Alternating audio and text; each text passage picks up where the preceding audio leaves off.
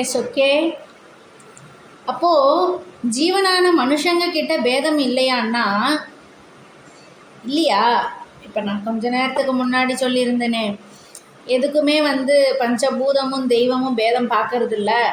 அப்புறம் ஜீவனும் பரமனும் ஒரே ஆத்மா தான், ஜீவாத்மா பரமாத்மா அதெல்லாம் சொன்னால், அப்போ ஜீவனான மனுஷங்க கிட்ட பேதமே இல்லையா அப்படின்னா இருக்குது.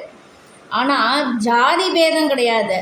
மனுஸ்மிருதியில் சொல்கிறது என்னன்னா, பிறப்பால் அனைவரும் சூத்ரரே, செய்யும் செயல்களாலேயே ஒருவனில் இருந்து இன்னொருவன் வேறுபடுகிறான். த்வித துவைத அப்படின்னா, ஜன்மனோ ஜாயதி சூத்ரஹ கர்மணா ஜாயதே த்விஜஹ வேதாத்யாயி பவேதிப்ரோ பிரம்மா ஜானாதி பிரம்மணஹ அப்படின்னு. வேதங்களை ஆராதிப்பவன் அந்தணன், பிரம்மத்தை உணர்ந்து அறிந்து கொள்பவனே பிராமணன். பிறப்பால் மட்டும் ஒருவன் பிராமணன் ஆகிட முடியாது. அந்தந்த குலத்தில் பிறந்தவன் அந்தந்த தனக்கு கூறப்பட்டுள்ள விதிக்கப்பட்டுள்ள காரியங்களை முடிந்த அளவுக்கு செவ்வனே செய்து தன்னுடைய பெருமையை தானே வளர்த்து கொண்டு உயர்ந்த நிலையை பெற வேண்டுமே தவிர பிறப்பால் மட்டுமே பெற்றுவிட முடியாது.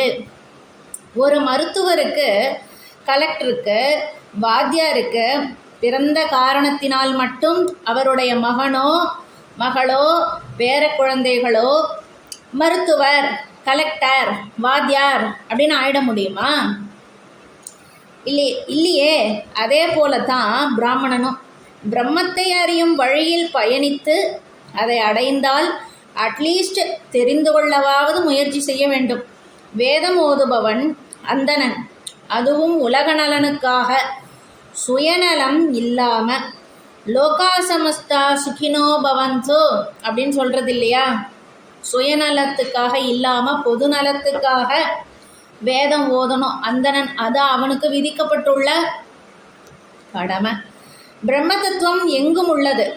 ஔவை பாட்டியை யாரோ சொன்னார்களாம், இறைவன் எதிராக கால் நீட்டி உட்கார்ந்திருக்கிய பாட்டி அப்படின்னு. பாட்டி சொன்னாலாம், இறைவன் இல்லாத திசையை காட்டுப்பா, அங்கே நான் காலை நீட்டி உட்காந்துக்கிறேன் அப்படின்னு.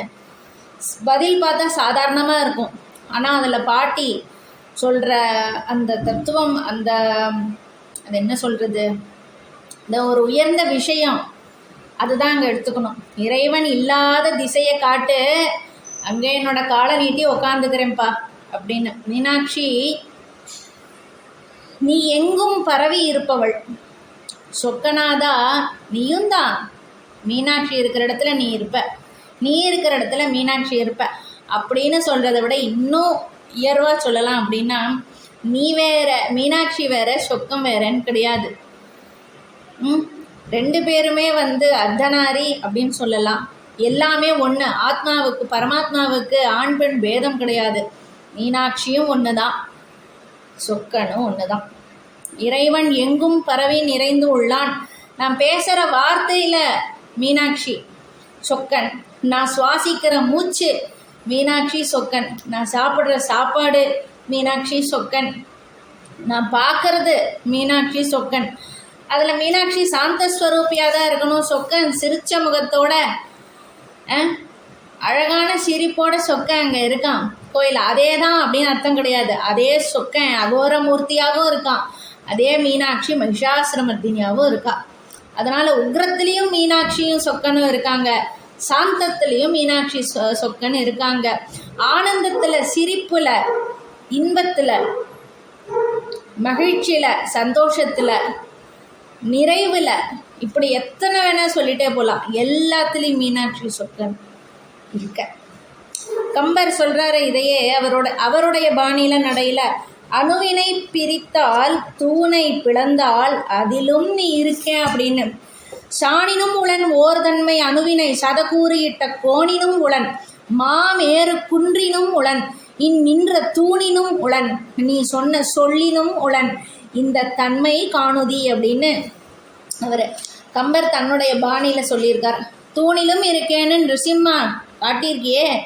நிருசிம்மத்துக்கும் சங்கராச்சாரியாருக்கும் கூட ஒரு தொடர்பு உண்டு. இது இப்போ சங்கராரை பற்றி பேசிகிட்டு இருக்கும்போது இதை சொன்ன உடனே எனக்கு ஒரு ஞாபகம் வருது. ஒரு நாள் அகோபிலம் அடர்ந்த காடு மலைப்பகுதியில் ஒரு சம்பவம் நடந்தது, சொல்கிறேன்.